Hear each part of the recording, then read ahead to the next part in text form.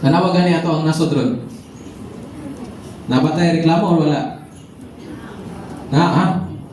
No? Labi na karon no sa flood control. No? Sige, sa ayuda. Daghang kay kao complaint. I believe no na that's the result of silent church.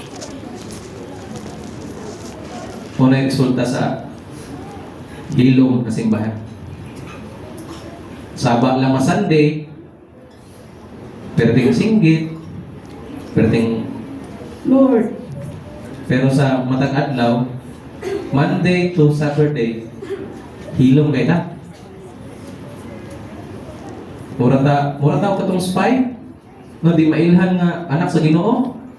Kay spy man. Lahi ng warrior or soldier, may baon niya. Uy, soldier pinas Ginoo. No, army pinas Ginoo kay na kuan na. Sige, mura ta ka ng spy. No, pwede na itong tago. No, mag-ampo ta kaya ito hinayon. Lord, thank you so much. In Jesus' name, amen. Di para dito mailan nga anak sa Ginoo.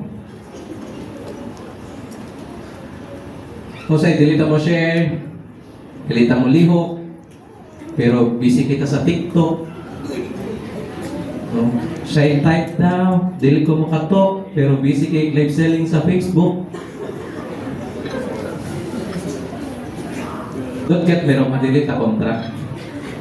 Delete na kontra. The enemy is trying to stop us. O kung dili mangayitan niya mapugngan, he will distract us. No, kung dili niya mapugngan, agoy, grabe yan eh, ka-on fire na eh. Ato pining, ikuan mo, i-distract ba? Na yung mga nindot na videos, na yung animes, na yung nindot na hobbies. Ato na ipadagan. Sige yung nanin dagan. Para din na kastorya. No, hanguso na. Iba sige na ito kat-kat nas bungpod. No, iba sige na ito na dito tours. Okay, para magtago na siya nga, waka ilang ginawa na eh. No, way makailan ang anak na siya sa Ginoo. Ipatrabi na siya.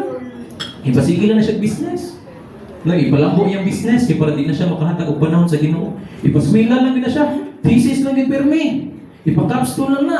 Sige na nagpadugtog diha. Para di na nakaila sa Ginoo. Kung dili ta niya mapugnan, iya ta i-distract. Balik ko na ko, wala may sa iba ng mga butang. Pero kung mukawat na din na sa panahon, o sa place sa akong kasing-kasing na para sa Ginoo, diha na ang problema. So kabantay mo, nanay baka kang enemy. No na ay deception, nga magdala na o confusion. Unlock sa atong generation karon.